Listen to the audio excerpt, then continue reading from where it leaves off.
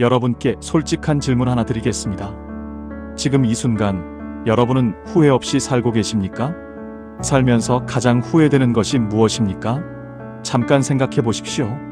보건복지부가 2024년 10월에 발표한 노인 실태 조사를 보면 이런 결과가 나옵니다. 삶 전반에 만족한다고 답한 어르신이 40.3%였습니다. 10명 중 6명이 지금 이 순간 삶에 만족하지 못하고 있다는 뜻입니다. 그런데 더 놀라운 것이 있습니다.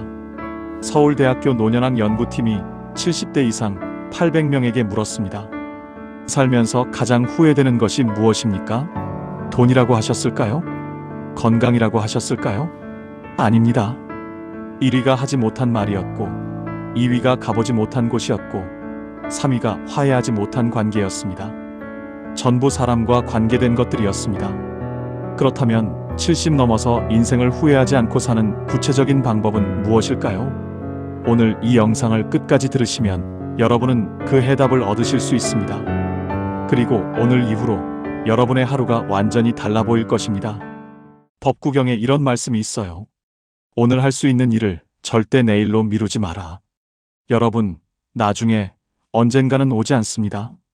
우리가 그냥 사는 오늘은 하늘나라에 먼저 가신 분들이 그토록 살고 싶었던 소중하고 축복된 하루입니다. 70 넘어서 인생을 후회하지 않는 법 7가지를 알려드리겠습니다. 그런데 한 가지 미리 말씀드리겠습니다. 7가지 중에 가장 중요한 것은 4번째입니다. 끝까지 저와 함께 해주십시오.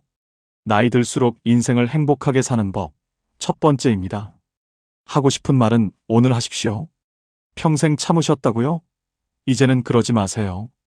경남 통영에 사시는 74살 박말순 어르신 이야기입니다. 통영 동피랑 골목 어귀에서 40년째 작은 미용실을 하시는 분입니다. 파마약 냄새가 골목까지 나는 그 미용실에 오복순 씨가 있었습니다. 고등학교 때 짝꿍이었던 친구입니다. 시집도 비슷한 때에 갔고, 아이도 비슷한 때에 낳았고, 남편들 먼저 보낸 것도 비슷한 때였습니다. 40년을 그렇게 함께 살아온 친구였습니다. 말순 어르신에게는 그 친구한테 꼭 하고 싶었던 말이 하나 있었습니다. 야, 너 덕분에 내가 여기까지 살았어. 그 말이요. 그런데 그 말이 늘 마음속에만 있었습니다. 다음에 만나면 해야지, 다음에 만나면 해야지 하시다가 그냥 지나갔습니다. 우리 세대가 다 그렇지 않습니까? 표현하는 것이 낯간지럽고 말로 하지 않아도 알겠지 하는 마음. 그런데 어느 날 아침이었습니다. 말순 어르신이 미용실에서 파마약을 세팅하고 있었습니다. 전화가 왔습니다. 복순 씨가 새벽에 갑자기 쓰러지셨다는 겁니다. 어르신이 앞치마를 벗어던지고 달려가셨습니다. 응급실이었습니다. 복순 씨는 의식이 없었습니다. 어르신이 친구 손을 잡으셨습니다. 친구 손이 차가웠습니다. 평생 그 손을 잡고 웃고 울었는데 그날 그 손이 차가웠습니다. 어르신이 그 손을 꼭 잡으시고 귀에 대고 말씀하셨습니다. 야, 너 덕분에 내가 여기까지 살았어. 고마워. 복순 씨가 들으셨는지 모릅니다. 사흘 뒤에 친구는 세상을 떠나셨습니다. 장례식장에서 어르신이 친구 영정 앞에 앉으셨습니다. 하얀 국화꽃이 놓여 있었습니다. 영정 속 복순 씨가 웃고 있었습니다. 그 웃음을 바라보시는데 40년이 한꺼번에 올라왔습니다. 같이 웃던 날들, 같이 울던 날들, 말 한마디 없이 옆에 있어줬던 날들. 그런데 이제 들을 사람이 없었습니다. 어르신이 그 웃음을 오래 바라보시다가 혼자 말씀하셨습니다. 진작 말할 걸 그랬다. 그 말이 돌아오는 길 내내 울렸습니다. 진작 말할 걸 그랬다. 심리학에서는 이것을 미완성 감정이라고 합니다. 하고 싶었던 말을 끝내 하지 못했을 때 그 감정은 사라지지 않습니다. 오히려 마음 깊은 곳에 박혀서 굳어집니다. 그리고 그 말을 영영 전할 수 없게 됐을 때 그 굳어진 감정이 한꺼번에 터져나옵니다. 말순 어르신이 집에 오시는 길에 결심하셨습니다. 이제 하고 싶은 말은 오늘 하자. 더 이상 나중으로 미루지 말자. 그날 이후 어르신이 달라지셨습니다. 남은 친구들한테 그냥 전화를 하기 시작하셨습니다. 보고 싶어서요. 친구가 받고 깜짝 놀랐습니다. 무슨 일 있어? 어르신이 웃으셨습니다. 아니, 그냥 목소리 듣고 싶어서. 친구가 한참 있다가 말했습니다. 나도 마침 내 생각하고 있었는데. 아들이 먼 길을 달려왔을 때도 달라지셨습니다. 문 앞에서 말씀하셨습니다. 왔구나, 아들. 보고 싶었어. 아들이 멈칫했습니다. 어머니가 그런 말씀을 하신 게 처음이었거든요. 아들이 아무 말 없이 어르신을 안았습니다. 쇼펜하우어는 말했습니다. 우리가 나누는 말 한마디가 상대방의 하루를 바꿀 수 있다. 그런데 그 말을 하지 않으면 아무것도 바뀌지 않는다. 말은 때가 있습니다. 꽃이 피는 때가 있듯 말도 피어야 할 때가 있습니다. 그 때를 놓치면 꽃이 지듯 말도 사라집니다. 어르신이 이렇게 말씀하셨습니다. 말은 마음속에 있으면 내 것이지만 꺼내면 두 사람 것이 돼요. 나눠야 두 배가 돼요. 친구한테 못한 말이 평생 후회로 남았어요. 이제는 하고 싶은 말은 오늘 해요. 여러분께 여쭤보고 싶습니다. 지금 이 순간 하고 싶은 말이 마음속에 있으신 분이 계십니까? 그 말을 듣고 싶어 하는 사람이 지금 어딘가에 있습니다. 오늘 하십시오. 내일로 미루지 마십시오. 나이 들수록 행복하게 사는 법 두 번째입니다. 가보고 싶은 곳은 지금 가십시오. 강원도 속초에 사시는 78살 윤옥분 어르신 이야기입니다. 속초 아바이 마을에서 평생 순대국밥집을 하신 분입니다. 새벽 4시에 일어나 국물을 끓이는 것이 하루의 시작이었습니다. 그런 어르신에게 평생 품어온 꿈이 하나 있었습니다. 경주에 가는 것이었습니다. 초등학교 교과서에서 불국사 사진을 처음 봤을 때부터였습니다. 돌계단 위로 솟아오른 그 건물이 어린 마음에 박혔습니다. 사진 한 장이 60년을 마음속에 살았습니다. 남편이랑 같이 가야지 했습니다. 그런데 자식들이 어리고 살림이 빠듯했습니다. 자식들이 다 크고 나서는 남편이 편찮으셨습니다. 그러다 남편이 먼저 가셨습니다. 어르신이 장롱을 정리하시다가 오래된 수첩을 꺼내셨습니다. 경주 불국사, 전주 한옥마을, 강릉바다. 남편이랑 같이 가려고 적어놨던 것들이었습니다. 글씨가 바랬습니다. 오래된 글씨였습니다. 어르신이 그 글씨를 손가락으로 천천히 짚으셨습니다. 눈물이 나셨습니다. 이제 혼자 가야 하는데 혼자 가는 게 무슨 의미가 있나 싶으셨습니다.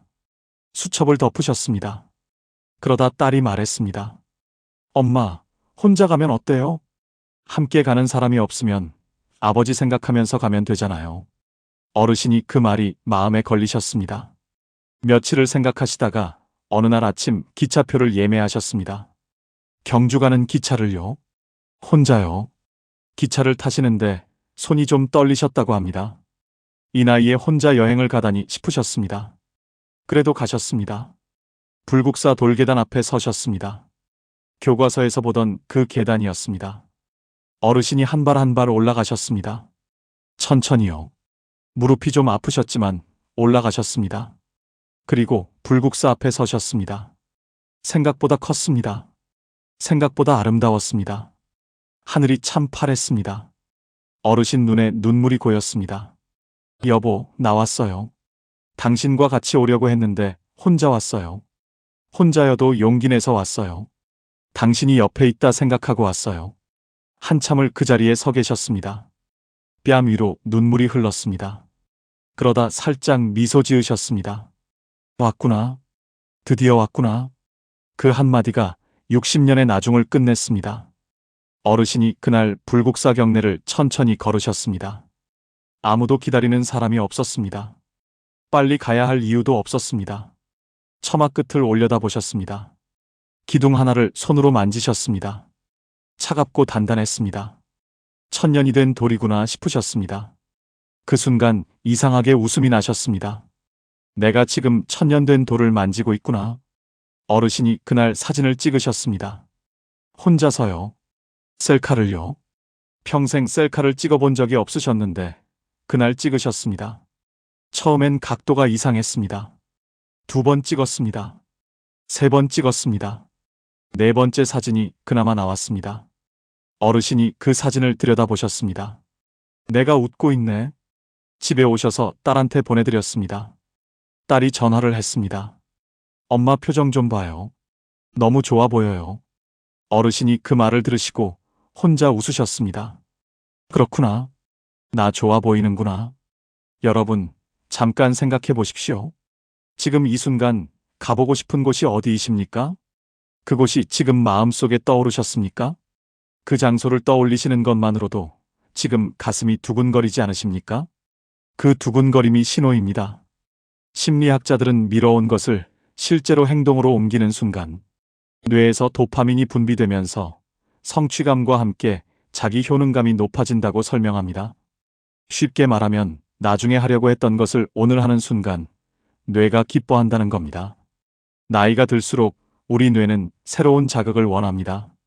그런데 소파에 앉아서는 그 자극이 오지 않습니다. 낯선 곳의 공기, 처음 보는 풍경, 처음 만지는 천년된 돌, 그것들이 뇌를 깨웁니다.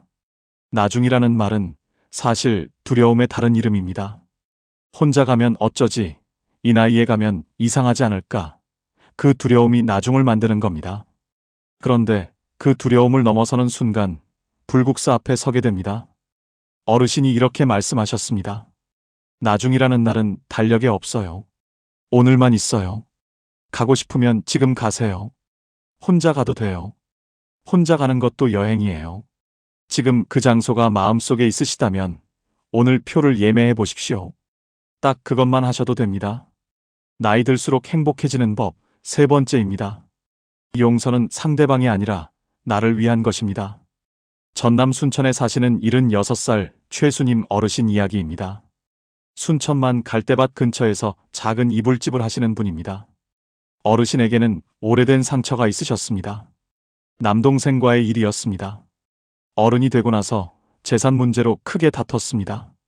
그 뒤로 20년 동안 말을 안 하셨습니다. 명절에도 서로 시간을 달리해서 다녔습니다.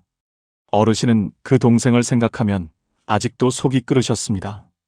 그 감정이 20년이 지났는데도 그대로였습니다. 친구가 말했습니다. 그냥 용서해. 나이 들어서까지 그러면 뭐가 좋아?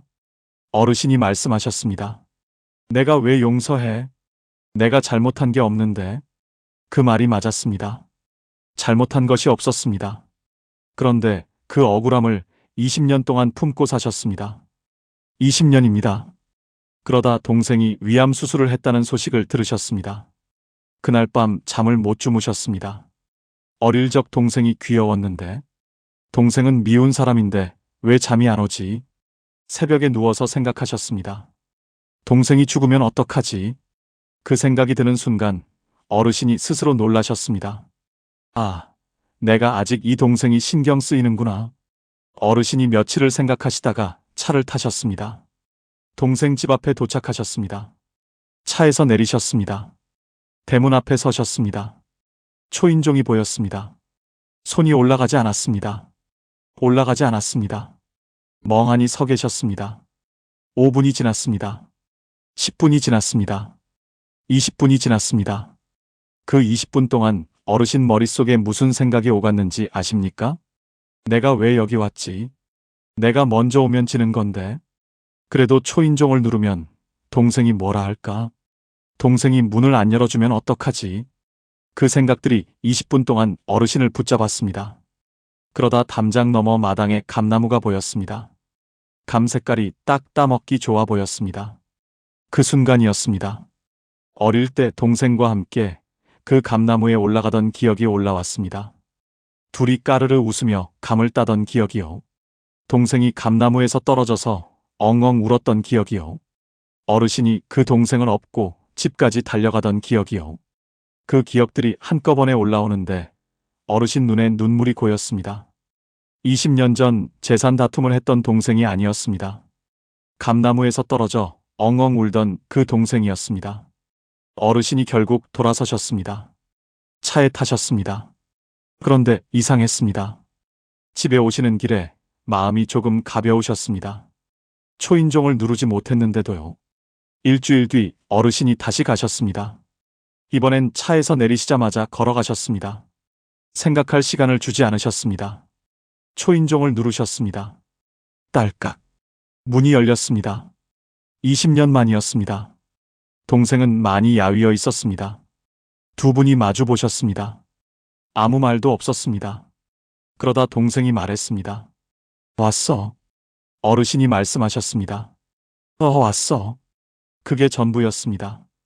두 분이 마루에 앉으셨습니다. 대추차를 한 잔씩 드셨습니다. 말이 없었습니다. 그냥 차를 드셨습니다. 그 침묵이 불편하지 않으셨습니다. 20년의 침묵은 차갑고 딱딱한 침묵이었는데 그날의 침묵은 따뜻하고 부드러운 침묵이었습니다. 차를 다 드시고 일어나시는데 동생이 말했습니다. 다음에 또 와. 어르신은 뒤를 돌아보지 않고 손을 드셨습니다. 그리고 차에 타셨습니다. 심리학에서는 용서를 이렇게 설명합니다. 용서는 상대방의 잘못을 없애는 것이 아닙니다. 내가 그 무게를 더 이상 들고 다니지 않겠다는 결정입니다. 분노와 원망은 실제로 우리 몸에 영향을 줍니다. 미국 호프 대학교 연구에 따르면 용서하지 못한 감정을 오래 품은 사람은 그렇지 않은 사람보다 심혈관 질환 발생률이 5배 이상 높게 나타났습니다. 20년 동안 품어온 원망이 내 몸을 갉아먹고 있었던 것입니다. 쇼펜하우어는 말했습니다. 다른 사람의 잘못에 분노하는 것은 남이 지른 불에 내가 타는 것과 같다. 불을 지른 것은 상대방인데 타는 것은 나입니다. 용서는 상대방에게 주는 선물이 아닙니다. 내가 나에게 주는 선물입니다. 어르신이 이렇게 말씀하셨습니다. 용서한 게 아니에요. 그냥 동생 얼굴만 한번 보러 갔어요. 근데 갔더니 내 마음이 달라지더라고요. 20년 동안 내가 나를 가뒀던 거예요. 이제 그 감옥에서 나온 것 같아요. 여러분께 여쭤보고 싶습니다. 지금 이 순간 마음속에 오래된 관계가 있으십니까? 그 사람 이름이 지금 떠오르셨습니까? 떠오르셨다면 그것이 신호입니다. 용서는 상대방을 위한 것이 아닙니다. 나를 위한 것입니다. 나이 들수록 행복해지는 법, 네 번째입니다. 오늘 이 영상에서 제가 가장 드리고 싶은 이야기입니다. 내가 나를 가장 먼저 안아줘야 합니다. 잠깐 멈추겠습니다. 지금부터 드릴 이야기가 오늘 이 영상에서 가장 깊은 이야기입니다. 여러분께 먼저 한 가지 여쭤보겠습니다. 여러분은 지금 여러분 자신이 좋으십니까? 나 자신이 좋다. 나는 잘 살아왔다. 그런 생각이 드십니까? 지금 망설여지신다면 이 이야기는 여러분을 위한 것입니다. 경북 안동에 사시는 79살 이말래 어르신 이야기입니다. 안동 하회마을 근처에서 평생 간장 된장을 담그며 사신 분입니다. 어르신은 평생 스스로에게 가혹하셨습니다.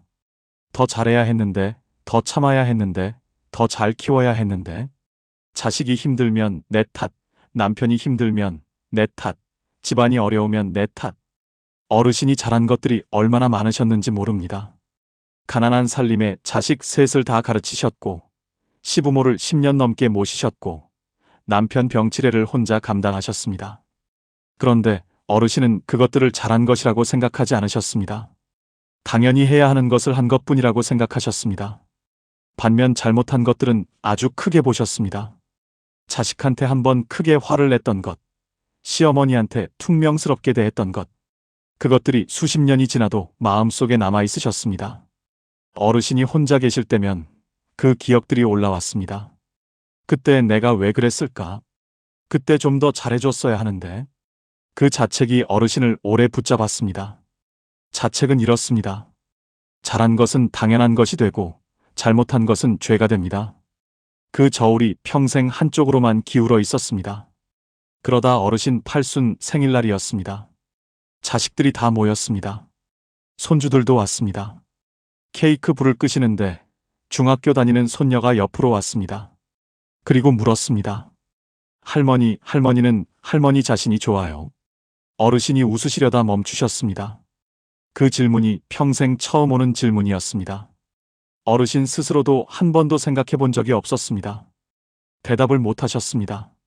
손녀가 초롱초롱한 눈으로 기다렸습니다. 어르신이 한참을 있다가 눈물을 흘리셨습니다. 소리 없이요. 케이크 앞에서 가만히 뺨 위로 눈물이 흘렀습니다. 손녀가 놀라서 할머니 왜 울어요? 하고 물었습니다. 어르신이 눈물을 닦으시면서 말씀하셨습니다. 아니야. 그냥 내가 나 자신이 좋은지 한 번도 생각해 본 적이 없었네 싶어서. 그날 밤이었습니다. 손님들이 다 돌아가고 어르신이 혼자 방에 계셨습니다. 화장대 앞에 앉으셨습니다. 거울을 보셨습니다. 주름이 많았습니다. 머리가 하였습니다. 어르신이 그 얼굴을 오래 보셨습니다. 이 얼굴에 얼마나 많은 날들이 담겨 있는지 생각하셨습니다. 새벽에 일어나 밥을 짓던 날들, 아이들 등교시키고 혼자 부엌에 서 있던 날들, 시어머니 병수바라며 혼자 울던 밤들. 그 얼굴이었습니다. 어르신이 그 얼굴을 오래 보시다가 혼자 말씀하셨습니다.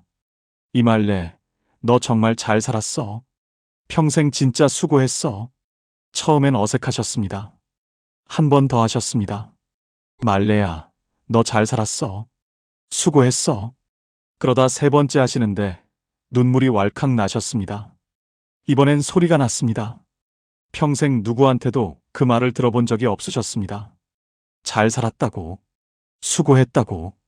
가족들도 남편도 자식들도 그 말을 해준 적이 없었습니다.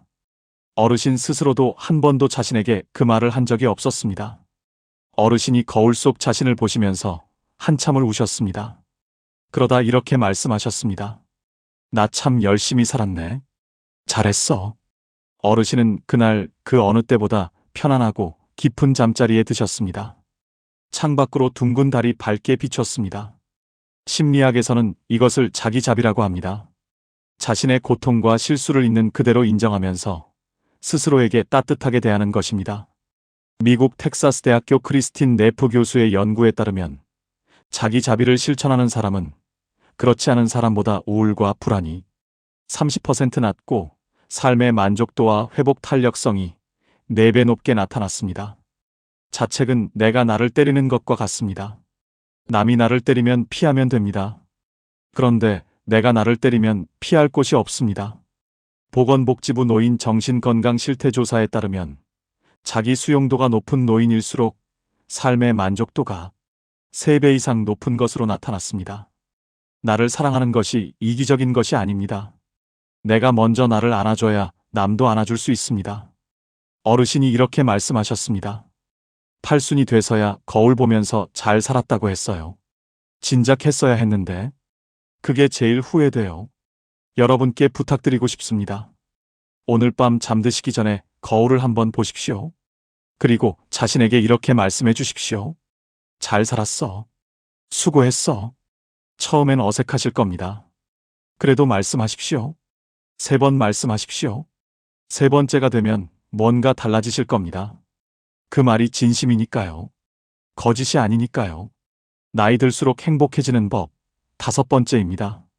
아침을 여는 것이 남은 인생을 만듭니다. 충남 공주에 사시는 73살 강복순 어르신 이야기입니다. 공주 제민천 근처 작은 한옥에 사시는 분입니다. 40년을 초등학교 선생님으로 사셨습니다. 퇴직하던 날 교문을 나오시면서 생각하셨습니다. 이제 뭘 하며 살지? 처음엔 괜찮으셨습니다. 그냥 쉬어야지 싶으셨습니다. 그런데 한 달이 지나고 2달이 지나고 석 달이 지나도 그냥 쉬고 있었습니다. 아침에 눈을 뜨면 소파로 가셨습니다. 텔레비전을 켜셨습니다. 화면에서 무슨 말이 나오는지 들리지 않았습니다. 그냥 켜져 있는 것이었습니다. 점심을 라면으로 때우셨습니다. 몸이 좀 나아지면 운동을 해야지, 날씨가 좋아지면 산책을 해야지 하다가 3년이 흘렀습니다. 그러던 어느 날 아침이었습니다. 마당에 나가려다 문지방에서 발이 걸렸습니다. 하마터면 넘어질 뻔했습니다. 벽을 잡고 가까스로 버티셨습니다. 가슴이 쿵 내려앉으셨습니다. 나 지금 문지방도 못 넘는구나. 40년을 교단에 서신 분이 문지방을 못 넘으셨습니다. 그게 벼락처럼 왔습니다. 그날 밤 어두운 방에서 종이 한 장을 꺼내셨습니다. 딱 한 줄을 적으셨습니다. 내일 아침 마당에 나간다. 다음 날 아침이었습니다. 마당에 나가셨습니다. 3년 만이었습니다. 무릎이 욱신거렸습니다. 그래도 나가셨습니다. 마당에 발을 딛는 순간 흙냄새가 났습니다. 오랫동안 맡지 못했던 냄새였습니다. 아, 이런 냄새가 났었지. 새소리가 들렸습니다. 차가운 공기가 얼굴에 닿았습니다. 몸이 깨어나는 것 같으셨습니다. 3년 동안 소파에서는 느끼지 못했던 것들이었습니다. 부엌으로 들어가 된장찌개를 끓이셨습니다. 3년 동안 라면으로 때우던 분이 처음으로 된장찌개를 끓이셨습니다. 뚜껑을 열자 된장 냄새가 올라왔습니다. 그 밥상 앞에 앉으셨을 때 생각하셨습니다. 내가 살아있구나. 손에 흙이 묻는다는 것이, 새소리가 들린다는 것이, 된장 냄새가 난다는 것이 살아있다는 것이었습니다. 심리학에서는 이것을 행동 활성화 이론이라고 합니다. 사람의 뇌는 행동이 먼저 일어나야 의욕이 따라온다는 것입니다. 의욕이 생겨서 움직이는 것이 아닙니다. 움직이면 의욕이 생깁니다. 기분이 좋아져서 나가는 것이 아닙니다. 나가면 기분이 좋아집니다. 강복순 어르신은 3년 동안 의욕이 생기기를 기다리셨습니다. 그런데 소파에 앉아서는 의욕이 오지 않았습니다. 국민건강보험공단 연구에 따르면 기상 후 30분 안에 가벼운 신체 활동을 하는 노인은 그렇지 않은 노인에 비해 하루 전체 활동량이 평균 2배 이상 높게 나타났습니다. 아침 30분이 하루를 만들고 그 하루가 쌓여 남은 인생이 됩니다. 팽이를 생각해 보세요. 팽이는 돌 때 서 있습니다. 세게 돌수록 더 꼿꼿하게 서 있습니다. 그런데 멈추는 순간 쓰러집니다. 천천히, 그러나 반드시 쓰러집니다. 우리 몸도 꼭 이렇습니다. 움직이면 살아있고 멈추면 굳어갑니다. 어르신이 이렇게 말씀하셨습니다. 의욕이 생겨서 움직이는 게 아니에요. 움직이니까 의욕이 생기더라고요. 3년을 기다렸는데 안 오더니 마당에 한번 나갔더니 오더라고요. 여러분께 여쭤보고 싶습니다. 오늘 아침 눈을 뜨고 나서 제일 먼저 하신 것이 무엇이었습니까? 그것이 지금 여러분의 하루를 만들고 있습니다. 내일 아침 딱 한 가지만 바꿔보십시오. 마당에 나가는 것, 베란다 문을 여는 것, 창문을 열고 바깥 공기를 한번 마시는 것. 그 하나가 내일의 팽이를 돌리는 첫 번째 손입니다. 나이 들수록 행복해지는 법, 6번째입니다. 먼저 손 내미는 사람이 이기는 게 아닙니다. 먼저 사는 것입니다. 경기도 여주에 사시는 71살 오금자 어르신 이야기입니다. 여주 남한강가에 혼자 사시는 분입니다. 어르신에게는 딸이 하나 있습니다. 그런데 그 딸과 15년 동안 제대로 대화를 못 하셨습니다. 딸 결혼에 반대했던 것이 시작이었습니다. 딸이 데려온 사람이 마음에 들지 않으셨습니다. 어르신이 반대하셨고 딸은 그래도 결혼을 했습니다. 그 뒤로 두 분 사이에 보이지 않는 벽이 생겼습니다. 서로 상처를 주고받으면서 그 벽이 점점 두꺼워졌습니다. 손주 얼굴도 제대로 못 봤습니다. 어르신은 딸이 먼저 연락 오기를 기다리셨습니다. 내가 잘못한 것도 없는데 내가 왜 먼저 해? 그 마음이 15년을 버텼습니다. 그러다 어느 날 밤 꿈을 꾸셨습니다. 딸이 5살적 모습으로 달려왔습니다. 까만 머리를 양 갈래로 묶고 달려오면서 말했습니다. 엄마, 나 밥 먹었어? 어르신이 꿈속에서 그 작은 손을 잡으려는데 눈이 떠졌습니다. 새벽이었습니다. 베개가 젖어 있었습니다. 어르신이 천장을 바라보며 오래 누워 계셨습니다. 5살 딸이 달려오던 그 모습이 눈앞에서 지워지지 않았습니다. 그 아이가 지금은 40이 넘은 딸인데 그 딸이 아직도 내 꿈속에서는 5살이구나. 아침이 됐습니다. 전화기를 들고 오래 바라보셨습니다. 딸 번호를 눌렀다가 지우셨습니다. 또 누르셨다가 또 지우셨습니다. 3번을 그러셨습니다. 4번째에 그냥 두셨습니다. 신호가 갔습니다. 1번, 2번, 3번. 딸이 받았습니다. 어르신이 말씀하셨습니다. 밥은 먹었어? 딸이 한참 아무 말이 없었습니다. 그 침묵이 얼마나 길었는지 모릅니다. 어르신은 그 침묵 속에서 전화를 끊어버릴까 하셨다고 합니다. 그런데 그러지 않으셨습니다. 그러다 딸이 말했습니다. 엄마, 나 지금 밥 먹으려던 참이었어. 두 분이 그날 1시간을 통화했습니다. 15년이 녹아내리는 1시간이었습니다. 딸 직장 이야기, 손주가 요즘 어떻다는 이야기, 아무것도 아닌 이야기들이었습니다. 그런데 그 아무것도 아닌 이야기들이 15년의 침묵을 녹였습니다. 전화를 끊고 나서 어르신이 강가를 오래 바라보셨습니다. 햇살이 강물 위에서 반짝이고 있었습니다. 어르신 눈에 눈물이 고였습니다. 15년 만에 딸 목소리를 제대로 들었다는 것이 그제야 실감이 났습니다. 어르신이 혼자 말씀하셨습니다. 내가 먼저 해서 진 게 아니구나. 심리학에서는 관계 회복의 첫 번째 조건을 이렇게 말합니다. 한쪽이 먼저 취약해지는 것이라고요. 취약해진다는 것은 약해지는 것이 아닙니다. 내가 먼저 벽에 문을 내는 것입니다. 그 문을 먼저 여는 사람이 지는 것이 아닙니다. 먼저 사는 것입니다. 하버드 의과대학이 724명의 삶을 85년간 추적한 연구에서 노년의 건강과 행복을 결정하는 단 하나의 요인은 따뜻한 인간관계였습니다. 돈도 명예도 건강도 아니었습니다.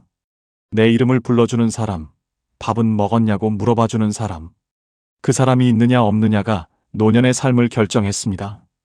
그 사람은 기다린다고 오지 않습니다. 내가 먼저 전화를 해야 옵니다. 어르신이 이렇게 말씀하셨습니다. 전화 끊고 나서 15년 만에 처음으로 속이 시원했어요.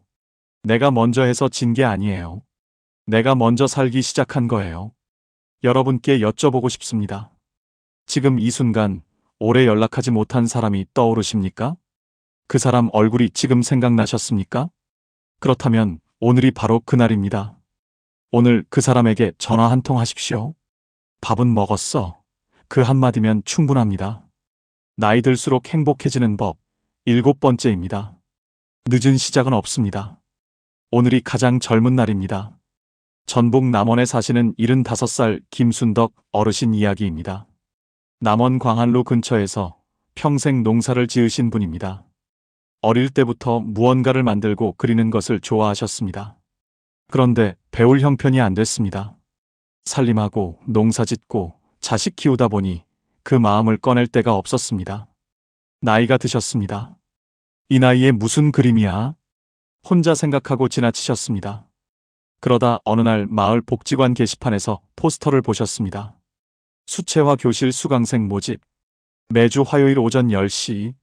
어르신이 그 포스터 앞에서 한참을 서 계셨습니다. 들어가면 이상하겠지.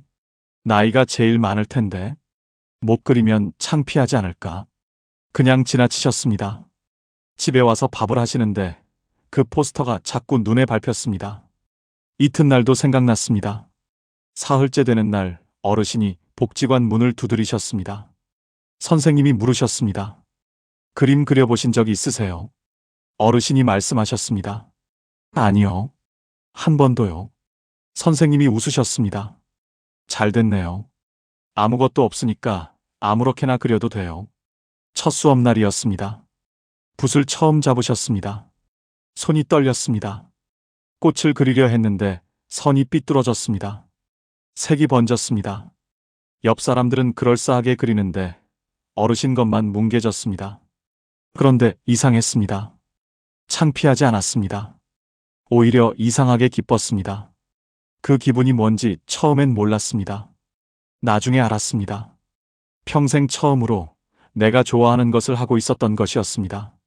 내가 선택한 것, 내가 원해서 하는 것, 그것이 이분에게 평생 처음이었습니다. 한 달이 지났습니다. 첫 작품이 완성됐습니다. 봄 들판이었습니다. 삐뚤빼뚤했습니다. 하늘색이 군데군데 번졌습니다. 그런데 어르신이 그 그림을 들고 집에 오셔서 냉장고에 붙이셨습니다. 그 앞에 서서 오래 보셨습니다. 내가 그렸구나. 75세. 한참을 그 그림 앞에 서 계시다가 눈물이 나셨습니다. 어르신이 그 눈물이 왜 나는지 처음엔 몰랐다고 하십니다. 나중에 생각해보니 이런 생각이 드셨다고 합니다. 내가 살면서 내가 원하는 것을 한 번이라도 해봤나? 남편을 위해, 자식을 위해, 집안을 위해 살았는데 이 삐뚤빼뚤한 그림 한 장이 처음으로 오롯이 나만을 위한 것이었습니다. 그래서 눈물이 났습니다. 심리학자 미하이 칙센트미하이는 몰입이라는 개념을 이렇게 설명합니다. 자신이 좋아하는 일에 완전히 빠져드는 상태에서 사람은 가장 살아있다고 느낀다고요. 그 상태에서 시간이 어떻게 가는지 모르고 걱정이 사라지고 자신이 온전히 살아있다는 감각이 온다고 합니다. 어르신이 붓을 잡는 화요일 오전이 바로 그 상태였습니다. 지금 어르신은 매주 화요일 오전이 기다려집니다. 전날 밤에 무엇을 그릴까 생각하시면서 잠이 드십니다. 다산 정약용 선생은 말씀하셨습니다. 지금 이 순간이 남은 인생에서 가장 젊은 때다.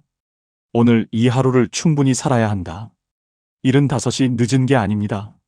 지금 이 순간이 가장 젊은 나이입니다. 내일이 되면 오늘이 가장 젊었던 날이 됩니다. 어르신이 이렇게 말씀하셨습니다. 못 그려도 괜찮아요.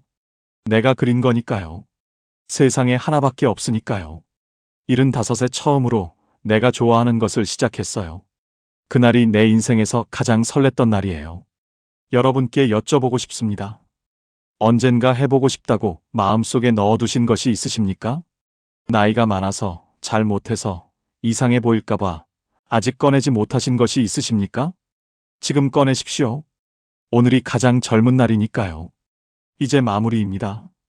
오늘 7분 어르신을 만났습니다. 친구 손이 차가워진 날에야 40년의 고마움을 전하신 어르신. 혼자 기차를 타고 60년의 꿈 앞에 서신 어르신. 20년 만에 감나무 기억 하나로 초인종을 누르신 어르신. 팔순밤 거울 앞에서 평생 처음으로 잘 살았어 하신 어르신. 문지방 하나에 3년을 깨닫고 다시 마당으로 나오신 어르신. 5살 딸 꿈을 꾸고 나서 밥은 먹었어? 한마디로 15년을 녹이신 어르신. 75에 붓을 처음 잡고 냉장고에 봄 들판을 붙이신 어르신. 그분들이 공통으로 하신 말씀이 있습니다. 진작 할 걸 그랬어요. 그런데 그분들이 또 하나같이 하신 말씀이 있습니다. 그래도 지금이라도 해서 다행이에요. 후회 없이 사는 것은 거창한 것이 아닙니다. 오늘 하고 싶은 말을 하는 것. 오늘 가보고 싶은 곳에 가는 것. 오늘 용서하는 것. 오늘 나를 안아주는 것. 오늘 아침을 바꾸는 것. 오늘 먼저 전화 한 통 하는 것. 오늘 좋아하는 것을 시작하는 것. 그게 전부입니다. 오늘 이 7가지 중에 딱 하나만 하십시오. 그 하나가 오늘을 후회 없는 날로 만들어줍니다. 이말레 어르신이 그날 이후 매일 아침 달력을 보십니다. 그리고 오늘 날짜 옆에 딱 6글자를 쓰십니다. 오늘이 가장 젊은 날. 어르신이 이렇게 말씀하셨습니다. 오늘 이 날짜를 쓰고 나면 이상하게 하루가 아깝지 않아요. 그냥 지나가면 안 될 것 같아요. 그래서 뭔가를 하게 돼요. 그 6글자가 저를 움직이게 해요. 오늘 여러분도 달력을 꺼내십시오. 오늘 날짜 옆에 이렇게 쓰십시오. 오늘이 가장 젊은 날. 여러분은 지금까지 정말 열심히 사셨습니다. 평생 누군가를 위해 살았고, 평생 뒤에서 받쳐주셨고, 평생 먼저 챙겨주셨습니다. 넘어져도 다시 일어나시고, 억울해도 참으시고, 무서워도 내색하지 않으셨습니다. 그 삶이 이미 대단한 삶입니다. 그러니 오늘 밤 거울 앞에 서서 꼭 이렇게 말씀해 주십시오. 잘 살았어. 수고했어. 그리고 내일 아침 달력에 이렇게 쓰십시오. 오늘이 가장 젊은 날. 나는 잘 살아왔다고. 나는 충분히 괜찮은 사람이라고. 오늘 자신에게 말씀해 주십시오. 그 말이 진심이니까요. 거짓이 아니니까요. 내일은 오늘보다 반드시 더 따뜻하고 빛날 것입니다. 오늘 7가지 중에 가장 가슴에 남으신 것이 무엇인지 댓글로 나눠주십시오. 여러분의 한마디가 지금 이 영상을 혼자 보고 계실 누군가에게 오늘 하루를 살아갈 희망과 이유가 될 수 있습니다. 오늘도 끝까지 함께 해주셔서 진심으로 감사드립니다. 황금노후는 여러분의 행복을 위해 평생 응원하겠습니다. 지금까지 황금노후였습니다.